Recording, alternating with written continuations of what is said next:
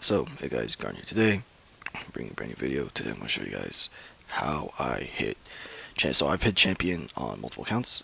So I've hit 2500 and 2470 elo on those accounts respectively, and yeah, it was quite a ride, and I had to keep switching teams. But I'll show you the last team that I used in that season, which is this team right here, and I teased in the last video. But yeah, here's the EV spreads and everything.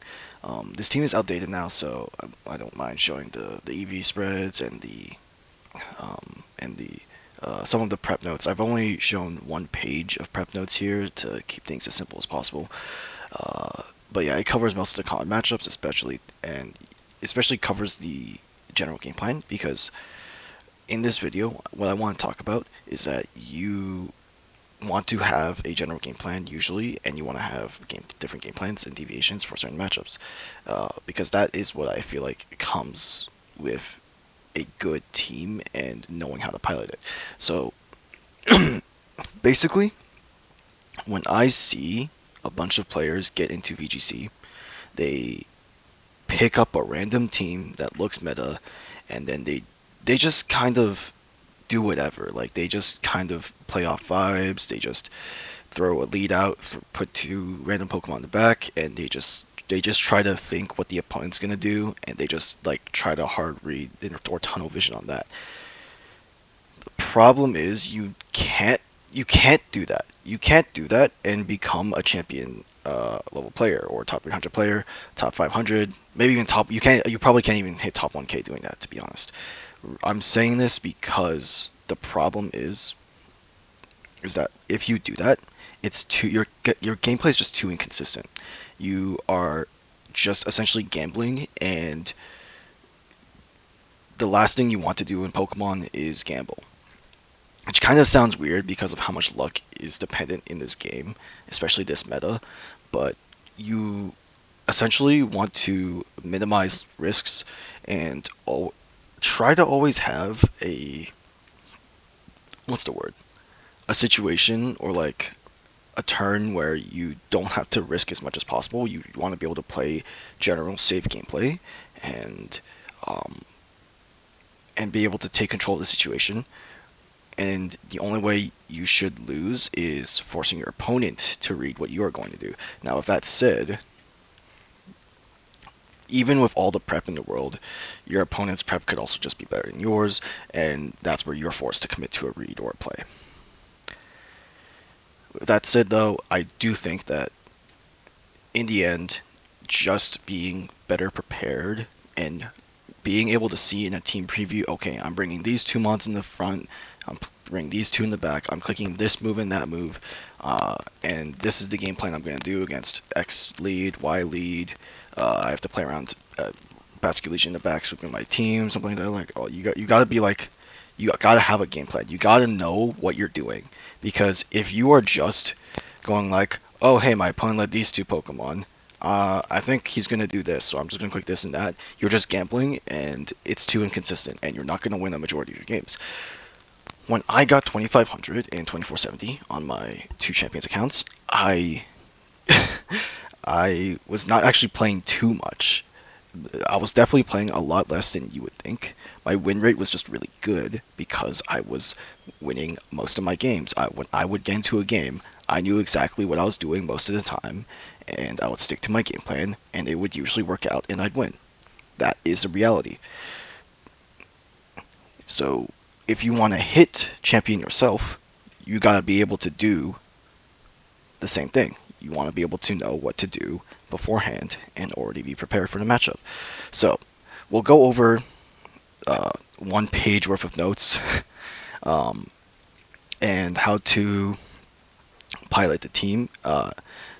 Now, again, like I said, this team is outdated. I do not use it anymore. I don't think it's good into the current meta. But a week or two ago, this team was definitely strong, and it was good enough to carry me to champion tier on multiple accounts. So, first we have the general game plan. Just the general trickery mode of Frograph and Cineroar. This mode is very easy. You basically just go for fake out Trick Room in most positions. However, if your opponent has a very weak lead, you can also go for Parting Shot on turn 1 to reposition. into one of your sweepers, which is Sylveon or Mega Charizard, and you want to click Helping Hand Hyper Voice, Helping Hand Heat Wave, and just sweep their team like that. You can also position Mega Charizard Y and Sylveon together and spam spread moves, and that also works. For that reason, we do not have too much speed investment into Charizard, so that way you can still play in Trick Room with the Charizard. And that is essentially how the team worked. You wanted minus speed natures on both Sylveon and Incineroar just to make them as slow as possible. And the Incineroar was very strong. This way you could, for example, kill King Gambit with Helping Hand Flare Blitz very reliably. Darkest Lariat would put people into kill range of Heat Wave or Hyper Voice. And yeah, this Incineroar was basically just built to hit hard, not last very long. But if you are able to pivot it out in the later game, you could go for a cheeky fake out Trick Room in the later game to get a second Trick Room up and just like get an automatic win from there. Now, there are matchups where it's like gonna deviate a little bit. For example, if against Scoville balance teams that have like the Mega Aerodactyl, the Sneaslers, all that stuff, I liked doing Zard Aegislash into Aerodactyl stuff and just clicking Wide Guard Heat Wave. If they lead Sneasler, you could bring the Furgraph in the back out and just click Heat Wave, swap to Furgraph, and yeah, get some knockouts there. Obviously, Charizard is good, very good into Scovillain, so you don't have to worry about that. And yeah, actually no, you can read the notes. Yeah, so versus Air Elites, you can just like a Heat Wave. Versus Sneasler Scovillain, you swap to Aegislash to Furgraph and get a free Heat Wave. Blah blah, all that's good stuff. Like it's very like yeah. I completely forgot that like I literally wrote down. Yeah. Against Frostlass teams, they usually have Chomp and sometimes Aerodactyl as well. So you kind of have to do the same thing. But there are like times where they don't. They'll just lead like they don't have that, and they'll just lead like Sneasler, Frostlass, and then you can go like. Then you can just swap the Frig, and yeah, it's like a very similar thing, where you just swap the Frig, get the Heat Wave off, and kill his Pokemon. Very simple. Against Blastoise stuff, if they have the Farigiraf version, you can usually lead. So okay, so this is like the lead against what should we call it? The Talonflame stuff, like the Tailwind stuff, but against the Farig stuff, they can't protect the Blastoise, and they usually just heavily rely on Trick Room. So you can lead Furgraph Zard and just click Helping Hand Weather Ball into Furgraph, and it will do like 120 something minimum. And also Helping Hand Solar Beam will also just kill the Blastoise. But usually they are kind of scared of that, and they will like hard swap Blastoise out for like King Gambit or something. So yeah, I think it's just more reliable to hit the Furgraph. Against the Sableye stuff, you can just go Instant Sylveon with Furgraph Zard in the back. And against the Sableye Archaludon lead, you just fake out the Archaludon so that way you can't Flash Cannon your Sylveon. You don't care about the the stamina boost because you're just killing it with Sylveon and Charizard. You're just hard hitting it with special moves. Hyper Voice is gonna chip Sableye very well, and you can like maybe put into quick attack range and kill it that way. Another thing you can do is if you want to play around like disable stuff, you can go detect the Sylveon, parting shot into Archaludon, drop its special attack, and then you bring in Furgraph, and then Furgraph stops you from Encore onto your detect, and then you can just click Helping Hand, Hyper Voice or Trick Room Hyper Voice, stuff like that, and it's like very easy. Yeah, I'm just saying this stuff from the top of my head. I'm not even reading these notes, by the way, believe it or not. Against Sand, you want to lead Garchomp, and you just want to set the initiative very early and hit like a lot of earthquakes and stuff. Instant's really good for dropping X-Gun T-Tar attack, and then if they have like the Hydreigon stuff, I actually sometimes will just leave Zard behind and go Sylveon to invalidate the Hydreigon.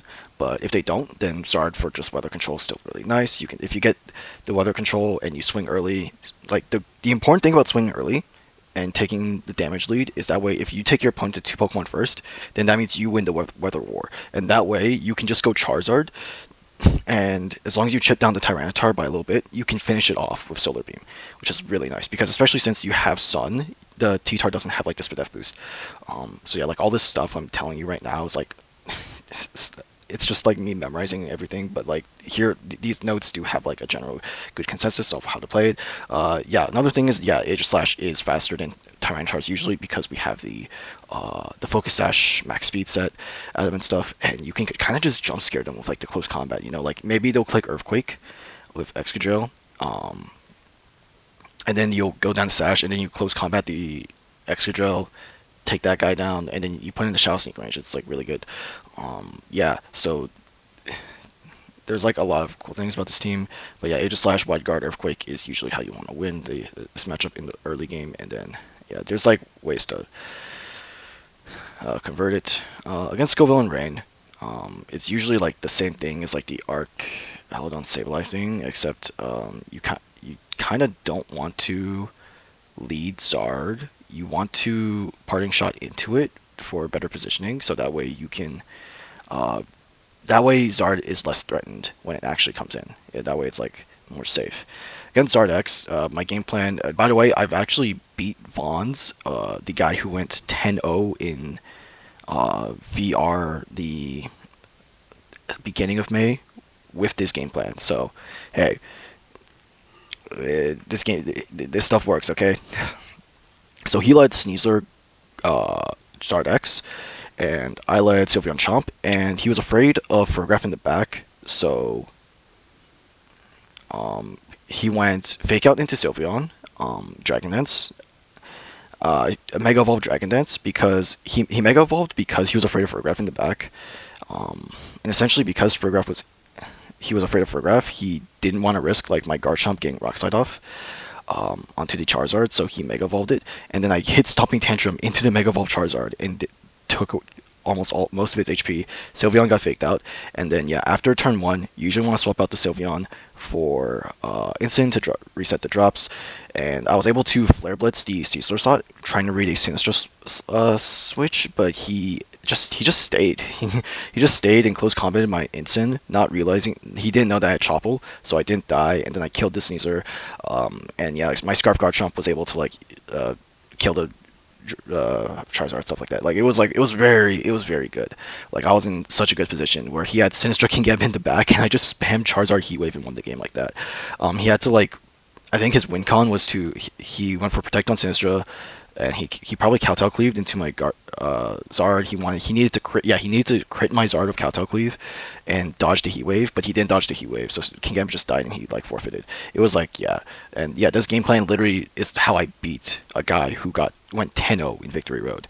Like it works. Okay, these game plans work. Okay, again against Perish Rain, you want to position Garchomp where they don't have Intimidate, and you're actually fine with them trapping the Charizard in. Like if they trap the Charizard when you have what's his face called when they have Gengar out and they want to go Politoed, you can just the Weather Ball still does a lot of damage to Gengar. It still does like around 65-70%, which is crazy, or something like that. It's like some weirdly high number. So you can still just like Weather Ball into that slot, no problem at all. Another thing you need to know is that you can also bring Fergraph in this matchup because it walls the Gengar set that only uses Shadow Ball, and it's good against like the instant fake out stuff. So yeah, there's like multiple ways to. Yeah, wait, hold on. it's literally right here. Okay, like I promise you guys, I'm not reading these. I'm just like going. This is off the top of my head. But yeah, like if you are able to memorize the game plans and not even need to read them anymore, then you're good. Then you can just hop on ladder, do what you need to do, and get elo. It's very simple, really. Like, what you are missing from your game plan is the ability to memorize game plans.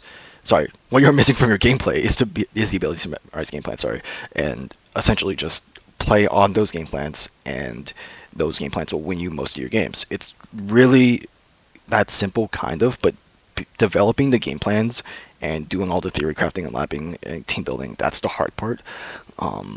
The best way I found to making these team plans is I kind of just steal them from the best players in the world. Like this is Marco Silva's team, and I just watched like 10 hours of him playing this team and wrote down everything that he did. And that's how I came up with like all the notes that I have. Like this isn't the entirety of the notes. There's actually 3 pages worth of notes. This is just like this is just the first page.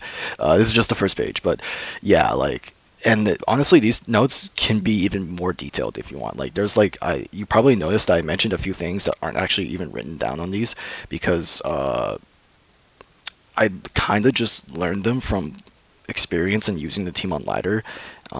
But yeah, that's yeah. Basically, being able to take information and memorize it, play on it, use it, all that stuff is very important. In Pokemon, you don't want to be gambling and just like being like, oh, I think he's gonna do this. I'm just gonna play on five, stuff like that. It's too inconsistent to do that. You need to already know what you're doing, and that's basically the summary of this 15-minute video. So, hope you guys enjoy. This is kind of signing up. Peace.